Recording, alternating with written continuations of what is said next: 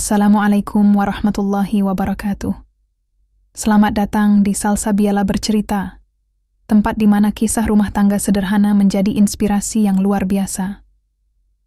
Di sini, kita akan mengupas cerita-cerita nyata, penuh hikmah, tawa, air mata, dan cinta. Karena setiap rumah punya cerita, dan setiap cerita bisa jadi pelajaran berharga.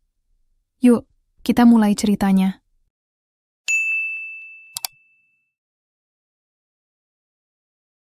Namaku Nadia, umurku 28 tahun.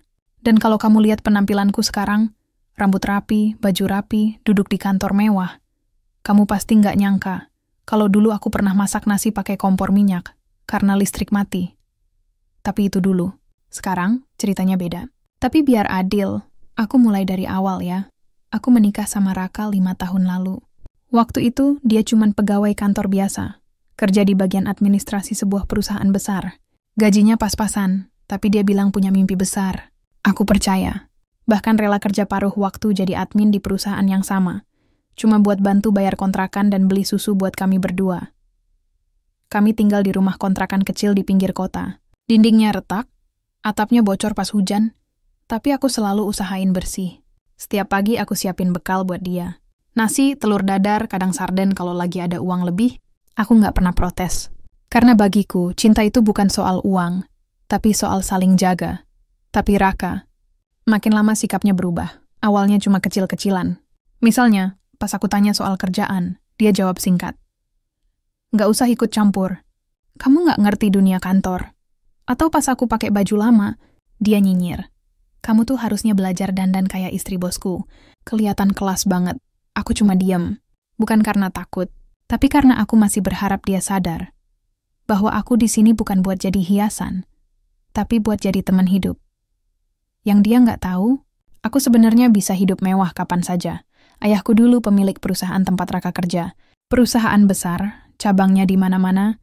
Nama keluargaku dikenal di kalangan pengusaha. Tapi ayah meninggal tiba-tiba karena kecelakaan mobil 2 tahun sebelum aku nikah. Sebelum pergi, dia panggil aku ke rumah sakit, pegang tanganku erat dan bilang, "Nadia, kamu pewaris utama semua ini. Tapi jangan buru-buru tunjukin. Cari tahu dulu siapa yang benar-benar sayang sama kamu, bukan sama hartamu." Jadi aku pilih sembunyi. Aku pakai nama belakang ibuku, kerja sebagai admin biasa, dan hidup sederhana. Aku ingin tahu, kalau aku cuma Nadia biasa, apakah Raka tetap mencintaiku? Sayangnya, jawabannya nggak seperti yang kuharapkan. Beberapa bulan terakhir, dia makin sering pulang malam. Katanya lembur. Tapi aku pernah lihat fotonya di media sosial. Makan malam romantis sama cewek kantornya. Pakai baju yang jelas-jelas baru. Aku pura-pura nggak lihat. Aku masih berharap ini cuman fase. Tapi kemarin, semuanya berubah. Dia pulang jam 9 malam, bawa tas kulit mahal, jam tangan baru, dan senyum sombong yang bikin perutku mules. "Besok aku dipromosikan jadi manajer," katanya, sambil buka kancing jas. "Jadi mulai sekarang aku butuh istri yang layak. Aku cuma nunduk, cuci piring yang belum sempat kuberesin." "Maksud kamu?" Tanyaku pelan. Dia menatapku, matanya dingin. "Kamu tahu kan, istri manajer nggak boleh kayak kamu. Nggak punya gelar, nggak punya penampilan, cuman bisa masak dan nyapu. Itu bukan istri, itu pembantu." Aku rasanya kayak ditampar. Tapi aku tahan. Aku tarik napas dalam. "Kalau menurut kamu begitu, terserah kamu," jawabku. Dia ketawa kecil. "Bagus. Besok aku urus surat cerai. Kamu nggak cocok jadi bagian dari hidup baruku." Aku nggak nangis, nggak marah. Aku cuman masuk kamar, ambil tas kecil, masukin foto pernikahan kami, KTP, dan uang tabungan yang cuma tinggal 375.000. Pagi itu, sebelum dia bangun aku pergi. Nggak pamit, nggak drama, cuma pergi. Dan di jalan, sambil naik angkot menuju kos kecil yang dulu kupakai sebelum nikah, aku buka ponsel. Aku kirim satu pesan ke notaris ayah, "Saatnya. Aktifkan semua hak warisku. Besok pagi, aku nggak lagi jadi Nadia yang diremehkan. Besok pagi, aku jadi bosnya." Setelah pergi dari rumah Raka, aku nggak langsung pulang ke rumah keluarga. Aku malah ke kafe kecil dekat kantor notaris ayah. Tempat itu sepi, cuman ada barista dan seorang bapak yang baca koran. Aku pesan kopi hitam, nggak pakai gula, kayak hidupku waktu itu. Di meja, aku buka map coklat tua yang selama ini kusimpan di lemari bawah. Isinya surat wasiat ayah, akta perusahaan, dan satu foto lama. Aku dan dia berdiri di depan gedung kantor pusat, senyum lebar. Waktu itu umurku 20. Masih polos, masih percaya dunia ini adil. Ayah bukan tipe orang kaya yang sombong. Dia bangun perusahaan dari nol. Jualan spare part motor di garasi rumah. Tapi kerja kerasnya nggak sia-sia. Dalam 15 tahun, usahanya jadi raksasa di bidang logistik dan properti. Tapi dia tetap rendah hati. Bahkan sering bilang, harta itu ujian, nak. Bukan buat dipamerin, ya tapi buat dipertanggungjawabkan. Makanya, pas dia tahu aku mau nikah sama Raka, yang waktu itu cuma pegawai level bawah, dia nggak protes. Malah bilang, kalau dia baik sama kamu, aku restuin. Tapi kalau dia cuma cari untung, kamu harus siap berdiri sendiri. Dan sekarang, ternyata ayah benar. Aku buka ponsel, cek email dari notaris. Semua dokumen sudah siap. Saham mayoritas perusahaan 68% resmi atas namaku. Aku juga jadi direktur utama sementara sampai RUPS resmi digelar. Tapi anehnya, aku nggak merasa senang. Nggak ada rasa menang. Yang ada cuma kosong. Seperti habis kehilangan sesuatu yang dulu ku yakini berharga. Aku pulang ke rumah masa kecilku, rumah besar di kawasan elit, yang selama ini dikunci karena aku memilih hidup sederhana. Pembantu lama, Bu Siti, langsung peluk aku pas lihat wajahku. Kak Nadia, kamu kurus banget, katanya sambil nahan nangis. Aku cuma senyum lemah. Aku baik-baik aja, Bu. Malam itu aku tidur di kamar lama, tempat aku tumbuh, tempat aku belajar jadi perempuan kuat. Di meja, masih ada figura foto pernikahanku sama Raka. Aku ambil, lihat sebentar, lalu masukin ke laci. Bukan karena benci, tapi karena aku harus move on. Besok pagi, aku mandi, pakai baju rapi, blazer hitam, celana panjang, rambut diikat rapi. Aku nggak pakai makeup tebal. Cuman bedak tipis dan lipstik merah tua. Cukup buat bikin orang tahu. Aku bukan lagi Nadia yang bisa diinjak-injak. Aku naik mobil jemputan kantor. Mobil hitam besar yang dulu ayah pakai. Sopirnya Pak Harun sudah menunggu sejak subuh. Siap, Mbak?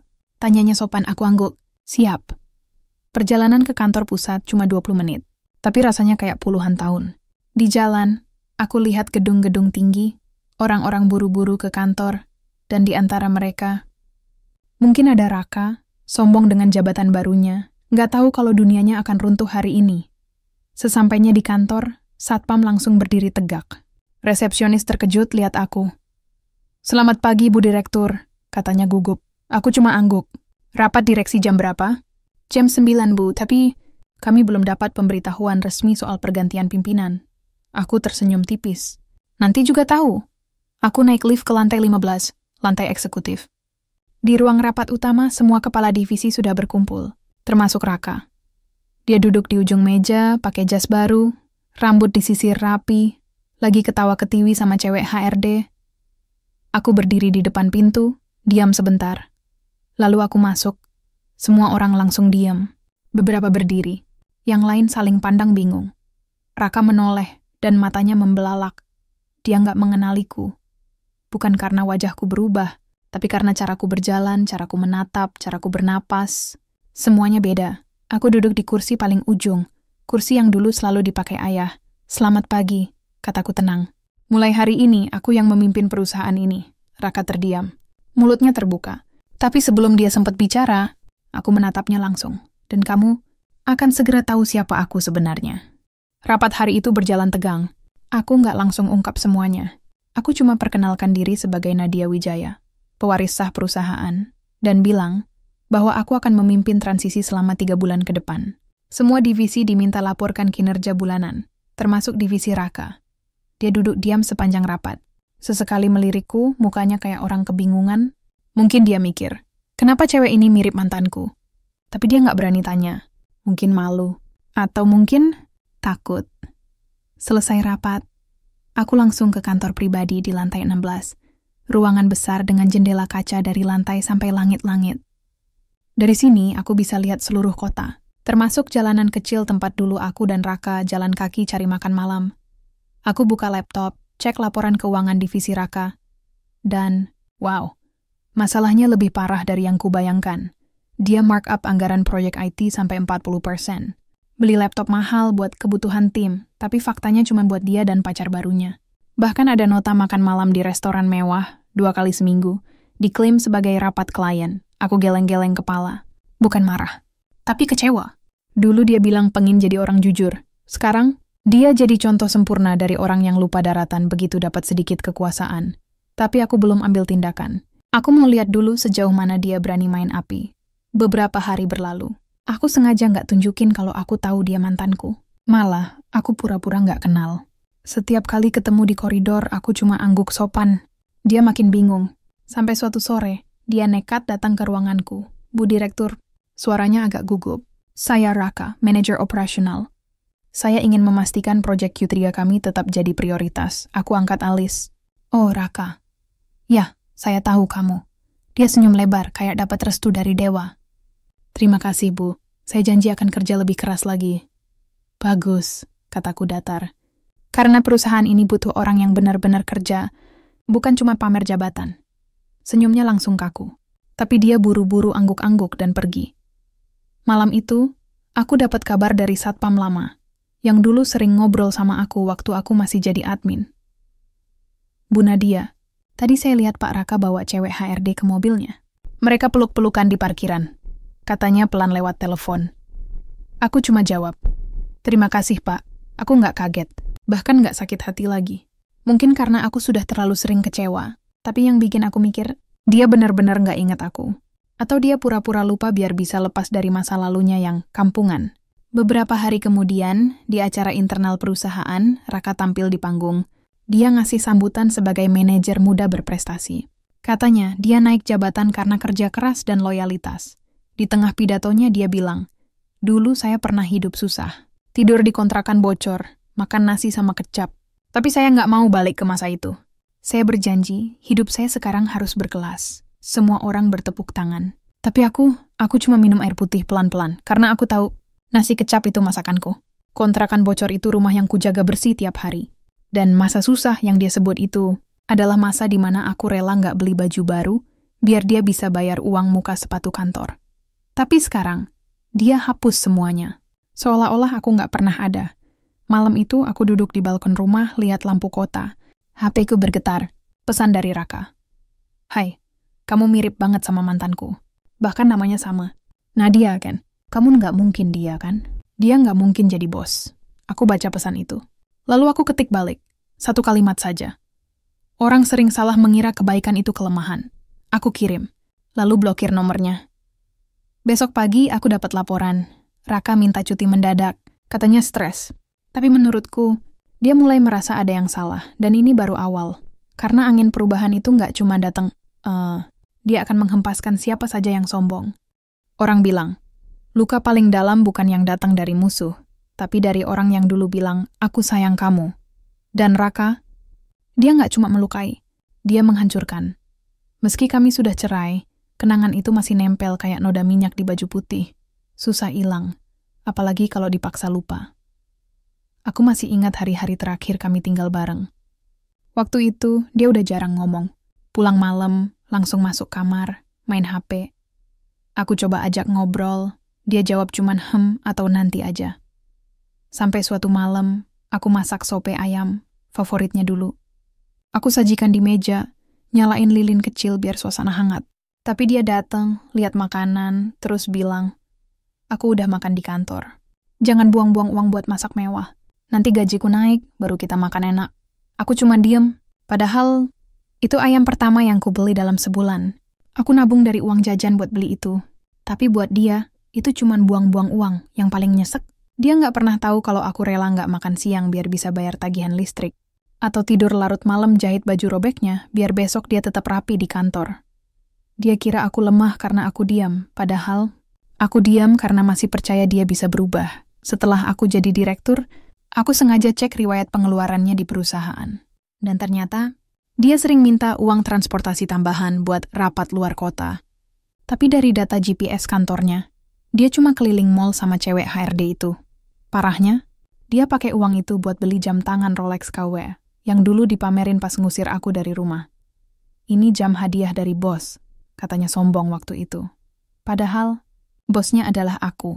Aku ketawa kecil waktu baca laporannya. Bukan ketawa senang, tapi ketawa miris. Dia hidup dalam dunia bohong yang dia ciptain sendiri. Dan dia lupa kalau kebohongan itu punya batas waktu. Suatu siang, aku lewat di depan ruangannya. Pintu terbuka sedikit. Aku dengar dia nelpon seseorang. Mungkin pacar barunya. Tenang aja, sayang. Istriku dulu tuh cuman ibu rumah tangga biasa. Nggak punya apa-apa. Sekarang udah aku ceraikan. Nggak usah khawatir. Dia nggak bakal ganggu kita. Aku berhenti.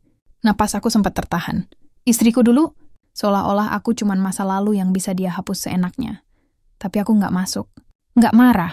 Aku cuma jalan pergi, kepala tegak, karena aku tahu balas dendam terbaik bukan lewat teriakan, tapi lewat kenyataan yang nggak bisa dia hindari. Malam itu, aku buka laci lama di rumah. Di dalamnya ada surat nikah kami, kalung pemberiannya waktu ulang tahun pertama, dan satu kertas kecil, daftar impian yang kami tulis bareng dulu. Di situ tertulis, punya rumah sendiri liburan ke Bali anak perempuan bernama Aisyah. Selalu makan malam bareng aku pegang kertas itu. Rasanya kayak pegang mimpi yang udah dikubur. Aku nggak bakar, nggak sobek. Aku masukin ke dalam map hitam, bersama semua dokumen pelanggaran Raka di kantor. Karena sekarang, impian itu bukan lagi tentang kami, tapi tentang aku yang bangkit sendiri. Besok paginya, aku panggil tim audit internal. Aku kasih perintah jelas. Periksa semua transaksi Raka selama 6 bulan terakhir. Kalau ada indikasi korupsi, selingkuh pakai fasilitas kantor, atau manipulasi laporan, kumpulkan buktinya. Semua. Salah satu staf bertanya, kenapa fokus ke dia, Bu? Aku jawab pelan. Karena orang yang sombong itu kayak pohon tinggi. Kalau akarnya busuk, dia bakal tumbang sendiri. Tinggal tunggu waktu. Dan waktu itu hampir tiba. Aku kira, setelah jadi direktur, Raka bakal mulai waspada. Tapi enggak, dia malah makin sombong. Minggu lalu, dia bawa pacar barunya ke acara gathering kantor. Padahal itu acara khusus keluarga karyawan. Dia perkenalkan cewek itu sebagai calon istri baruku. Semua orang diam. Beberapa saling pandang, tapi nggak ada yang berani protes. Mungkin karena takut kehilangan jabatan. Yang bikin aku geram, dia bilang ke HRD, mantan istriku tuh nggak pernah ngerti dunia profesional. Dia cuma cocok jadi tukang cuci piring. Ironis banget. Karena kalau dia tahu siapa yang bayar gajinya tiap bulan, dia pasti langsung tersedak. Tapi aku masih tahan. Aku mau dia benar-benar jatuh sendiri. Bukan karena aku dorong, tapi karena dia sendiri yang lompat dari tebing. Lalu, suatu malam, HP-ku berdering. Nomor tak dikenal. Aku angkat, halo Nadia. Suara perempuan. Ya siapa ini? Ini Dina, mantan teman kantormu. Kamu masih ingat? Dina, cewek HRD yang sering jalan sama Raka. Aku langsung tahu ini nggak bakal enak. Ada apa? Tanyaku datar. Dia tarik napas. Aku tahu kamu sekarang jadi bos. Dan aku minta maaf. Aku nggak tahu kalau Raka udah nikah. Dia bilang dia jomblo. Aku diam sebentar. Lalu, dia mau nikah bulan depan. Katanya, kamu udah nggak ada hubungan apa-apa. Tapi, aku lihat fotomu di dompetnya. Foto waktu kalian nikah. Dia bilang itu kenangan masa lalu yang harus dilupakan. Perutku langsung mules. Bukan karena cemburu, tapi karena dia masih pegang kenangan kami, sambil merencanakan hidup baru di atas puing-puing pernikahan kami. Kenapa kamu nelpon aku? Tanyaku, karena aku nggak tegak. Kamu dulu baik banget sama semua orang. Bahkan waktu aku sakit, kamu yang anterin obat. Aku nggak mau jadi bagian dari pengkhianatan ini.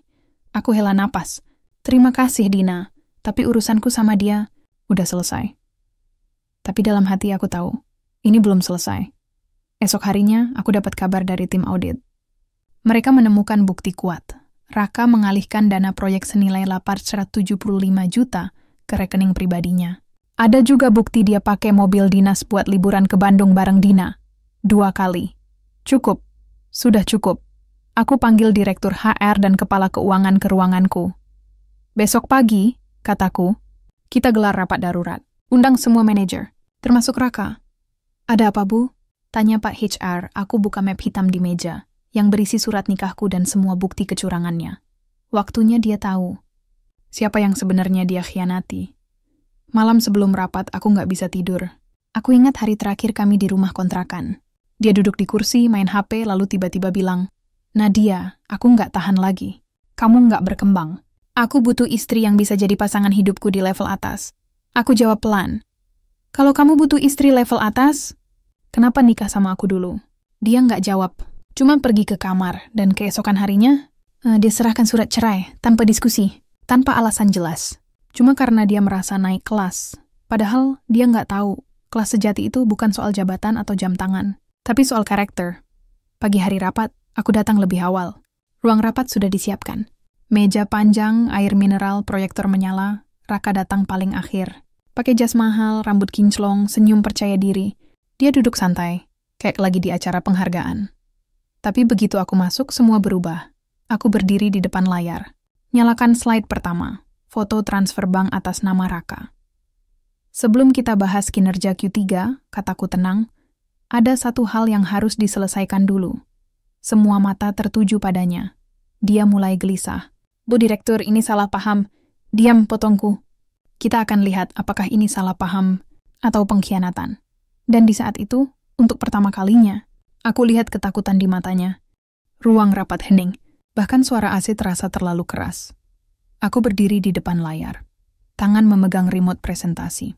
Di belakangku, slide kedua muncul.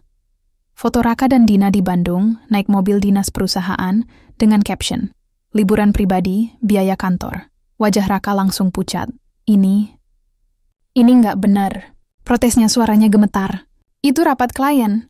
Kami rapat klien di Hotel Bintang 5. Potongku dingin. Dengan spa, dinner romantis, dan foto selfie di kolam renang. Beberapa manajer saling pandang. Ada yang geleng-geleng, ada yang menunduk. Aku lanjut ke slide berikutnya. Laporan keuangan palsu, tanda tangan dipalsukan, dan bukti transfer ke rekening pribadinya. Kamu mengalihkan dana proyek senilai 875 juta, kataku pelan, tapi tegas. Kamu pakai fasilitas kantor buat kepentingan pribadi, dan kamu berbohong berulang kali. Raka berdiri. Saya protes. Ini jebakan. Saya duduk, perintahku. Suaraku nggak tinggi, tapi semua orang di ruangan itu langsung tegang. Dia duduk, tangannya gemetar. Aku tarik napas. Lalu aku buka map hitam yang selama ini kusimpan. Aku keluarkan satu dokumen, surat nikah kami. Aku letakkan di meja, lalu ambil mic. Ada satu hal lagi yang perlu kalian tahu, kataku, menatap langsung ke mata Raka. Sebelum kamu jadi manajer, kamu pernah jadi suamiku. Ruangan meledak dalam desas-desus. Raka terbelalak. Apa? Ya, melanjutku. Aku Nadia, mantan istrimu. Wanita yang kamu ceraikan karena enggak layak jadi istri manajer. Dia tergagap. Tapi kamu cuma admin biasa? Sambungku.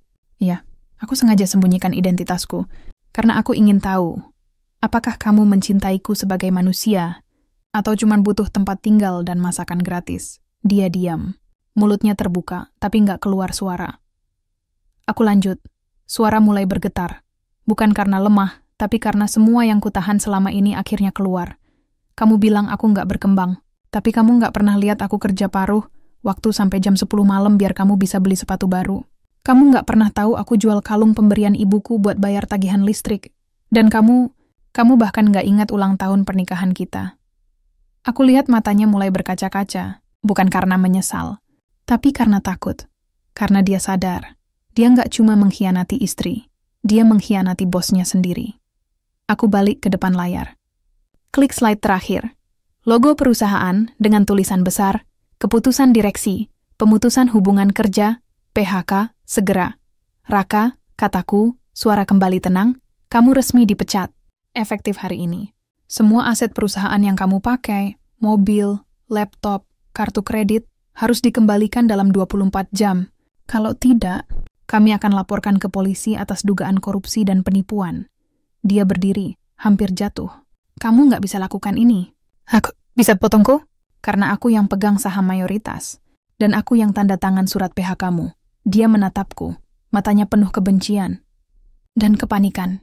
Kamu jahat, gumamnya. Aku tersenyum tipis. Bukan jahat. Cuma adil. Lalu aku menoleh ke HR. Tolong antar dia keluar. Jangan biarkan dia bawa apa-apa selain barang pribadinya. 2 petugas keamanan datang. Raka melawan tapi nggak ada yang membela. Semua orang diam. Bahkan Dina yang ternyata juga hadir menunduk malu. Saat dia melewati pintu, dia berhenti. Menoleh padaku. Kamu menang, Nadia, katanya pelan. Aku jawab tanpa emosi. Aku nggak main game, Raka. Jadi nggak ada yang menang atau kalah. Cuman ada yang jujur dan yang harus menanggung akibat kebohongannya sendiri. Pintu ruang rapat menutup. Dan untuk pertama kalinya dalam 5 tahun, aku merasa bebas. 2 minggu setelah Raka dipecat, hidupnya hancur. Lebih cepat dari yang kubayangkan.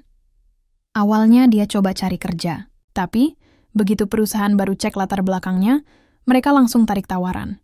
Reputasinya hancur. Di dunia profesional, nama baik itu lebih berharga dari gaji, dan dia kehilangan keduanya sekaligus.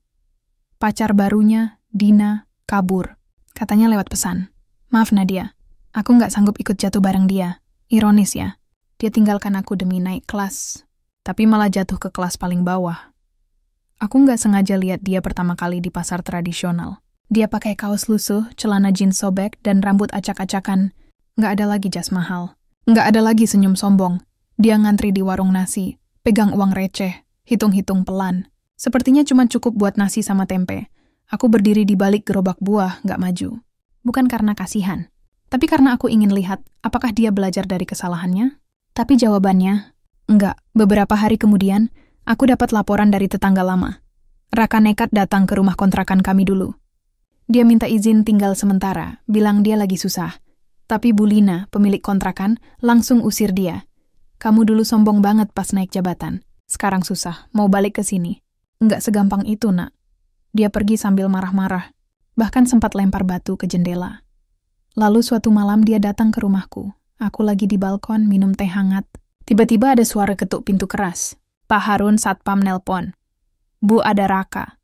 Mau ketemu. Aku turun. Berdiri di balik pintu kaca. Dia kelihatan kurus. Matanya cekung. Bajunya bau. Tapi mulutnya masih keras. Buka pintu, Nadia. Teriaknya. Aku tahu kamu di dalam. Aku buka sedikit. Ada apa? Kasihanin aku. Aku nggak punya tempat tinggal. Bahkan teman-temanku nggak mau bantu. Aku menatapnya. Dingin. Kamu dulu bilang aku nggak layak jadi istri manajer. Kataku pelan. Sekarang kamu nggak layak jadi tetangga yang sopan. Dia terdiam. Lalu suaranya berubah jadi memelas. Aku menyesal, Nadia. Aku salah. Tolong kasih aku kesempatan. Aku geleng.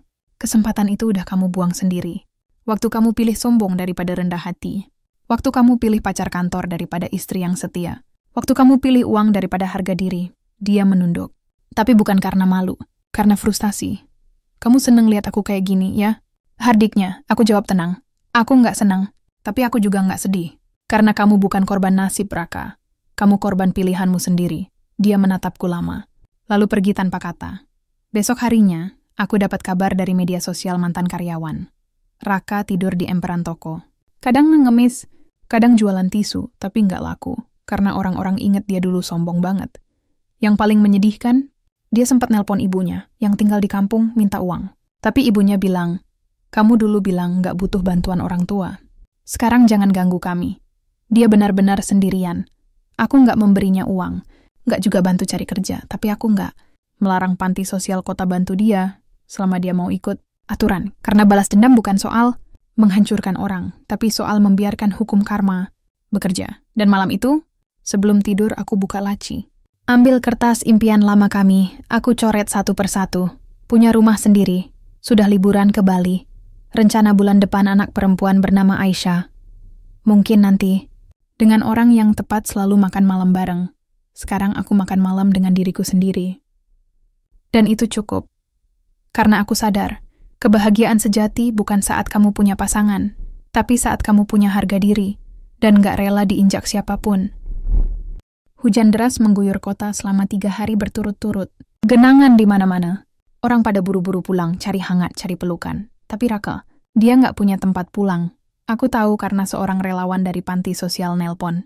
Katanya, Raka sempat datang minta bantuan, tapi menolak ikut program rehabilitasi.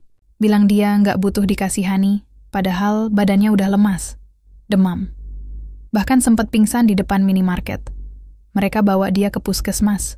Tapi begitu sadar dia kabur. Tanpa bayar, tanpa pamit, aku nggak kaget. Karena harga dirinya yang palsu itu masih melekat. Dia lebih rela mati kelaparan daripada mengakui dia salah. Beberapa hari kemudian, aku lewat di dekat stasiun kota. Di antara pengemis dan penjual koran bekas, aku lihat dia, duduk di trotoar, punggung bersandar tembok, mata kosong. Di pangkuannya, tas plastik hitam, satu kaos, botol air mineral bekas, dan dompet tipis yang udah robek. Dia nggak mandi berhari-hari. Bau asam menempel di bajunya. Orang-orang lewat, pada menghindar. Tapi yang bikin dadaku sesak, dia masih pegang foto kecil. Foto pernikahan kami. Kenapa dia simpan itu? Apa karena penyesalan? Atau cuman karena itu satu-satunya benda yang mengingatkannya pada masa dia masih punya harga diri? Aku berhenti sebentar, tapi nggak mendekat.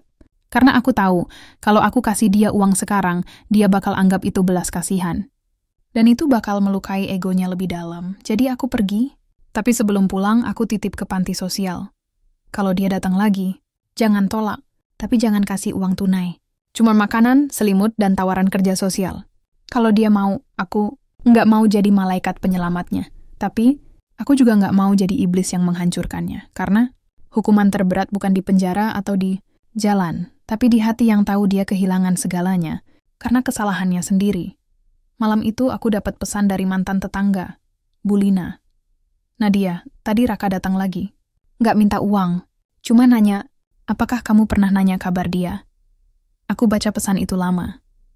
Lalu aku jawab, tidak Bu. Tapi tolong sampaikan, kalau dia benar-benar berubah. Dunia ini masih punya tempat buat orang yang mau mulai dari nol. Aku nggak berharap dia dengar, tapi kalaupun dia dengar, semoga itu jadi benih kecil untuk bangkit. Beberapa hari setelah itu, berita menyebar. Raka tertangkap petugas kebersihan karena tidur di halte yang baru dicat. Dia dipaksa pergi, tapi nggak mau, sampai akhirnya dibawa ke kantor kelurahan. Di sana, dia ketemu petugas yang dulu pernah jadi cleaning service di kantorku. Wanita itu mengenali dia. Kamu kan mantan manajer yang sombong itu, katanya. Sekarang jadi kayak gelandangan? Raka cuma menunduk, nggak marah, nggak membela diri, dan disitulah, ya untuk pertama kalinya, dia menangis di depan umum. Bukan tangisan drama, tapi tangisan hampa. Tangisan orang yang sadar, semua yang dia banggakan selama ini cuma ilusi. Aku nggak merasa menang. Nggak juga merasa lega. Yang aku rasakan cuma satu, damai. Karena aku akhirnya bebas dari bayang-bayang pria yang dulu kusayangi. Tapi ternyata nggak pernah benar-benar menghargai aku. Dan malam itu, aku tidur lebih nyenyak dari sebelumnya. Tanpa mimpi buruk. Tanpa rasa bersalah. Cuman aku dan masa depan yang kubangun sendiri. 6 bulan berlalu sejak Raka dipecat. Perusahaanku tumbuh pesat. Bukan karena aku jenius, tapi karena aku percaya pada orang-orang yang jujur. Aku promosikan staf lama yang dulu sering diabaikan, termasuk Bu Siti, mantan cleaning service, yang sekarang jadi koordinator CSR. Aku juga buka panti asuhan kecil di pinggir kota, atas nama ayahku. Namanya Rumah Aisyah, ambil dari nama yang dulu kurencanakan buat anakku. Aku nggak punya anak, tapi aku bisa jadi ibu buat puluhan anak yang butuh kasih sayang. Setiap Sabtu pagi aku datang ke sana. Main sama anak-anak, bantu masak, kadang baca dongeng. Mereka panggil aku Mbak Nadia, bukan Bu Direktur. Dan di sana, aku merasa paling jujur jadi diriku sendiri. Aku nggak pernah cari tahu kabar Raka lagi. Tapi sesekali, kabar itu datang sendiri, lewat orang-orang yang peduli. Katanya dia sempat kerja jadi tukang cuci piring di warung nasi. Gajinya cuma cukup buat makan dan sewa kamar sempit. Tapi dia bertahan. Nggak kabur. Nggak ngemis. Yang mengejutkan, dia mulai ikut kegiatan di masjid, bantu bersih-bersih, antar makanan ke fakir miskin. Katanya, dia minta maaf ke semua orang yang dulu pernah dia sombongi. Aku nggak tahu apakah itu tulus atau cuma strategi biar dikasihani. Tapi aku memilih percaya. Setiap orang berhak dapat kesempatan kedua. Selama dia benar-benar berubah, aku nggak memaafkannya. Tapi aku juga nggak membencinya lagi. Karena membenci itu kayak minum racun dan berharap orang lain yang mati. Aku lebih memilih melepaskan. Suatu hari aku ketemu mantan HRD Dina di kafe. Dia kelihatan lebih tenang. Rambutnya pendek, pakai baju sederhana. Kamu baik-baik aja? Tanyaku. Dia senyum kecut. Aku belajar banyak dari kesalahan. Sekarang kerja di LSM, bantu perempuan korban kekerasan ekonomi. Aku angguk. Kamu berubah. Karena kamu nggak hancurin aku waktu itu, katanya pelan. Padahal kamu bisa. Aku jawab, aku nggak mau jadi seperti dia. Aku nggak mau jadi orang yang menghukum orang lain cuma karena aku pernah disakiti. Dia diam sebentar. Lalu bilang, kamu itu langka Nadia. Kuat, tapi tetap manusiawi. Aku cuma ketawa kecil. Aku cuma perempuan yang akhirnya sadar. Harga diri itu nggak diukur dari suami atau jabatan. Tapi dari cara kita memperlakukan orang lain, bahkan yang pernah menyakitimu. Malam itu, aku duduk di balkon rumah, lihat lampu kota. HP-ku bergetar. Pesan dari nomor lama, nomor Raka. Aku hampir blokir lagi, tapi aku baca dulu. Nadia, aku nggak minta maaf. Aku tahu itu nggak cukup. Aku cuma mau bilang, terima kasih. Karena kamu nggak biarkan aku tenggelam selamanya. Aku mulai dari nol, dan ini lebih berat dari yang kubayangkan. Tapi aku layak menjalaninya.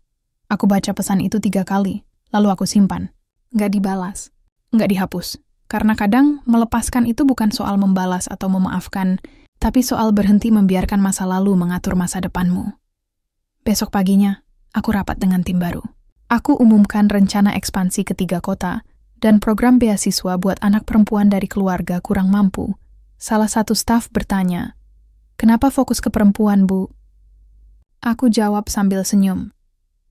Karena aku pernah jadi perempuan yang diremehkan, dan aku nggak mau ada yang mengalami hal yang sama. Aku nggak bicara soal Raka, tapi semua orang di ruangan itu paham. Karena kekuatan sejati bukan saat kamu menghukum orang yang jatuh, tapi saat kamu bangkit, dan bantu orang lain bangkit juga. Hai, kalau kamu sampai di sini, berarti kamu udah ikut jalan bareng aku. Dari rumah kontrakan bocor, sampai kantor lantai 16. Dari air mata diam-diam, sampai senyum yang akhirnya tulus. Aku nggak cerita ini buat pamer. Aku cerita ini buat bilang satu hal. Jangan pernah meremehkan orang yang diam. Karena kadang, diam itu bukan tanda lemah. Diam itu cara dia mengamati, menimbang, menunggu waktu yang tepat. Aku pernah jadi istri yang diremehkan.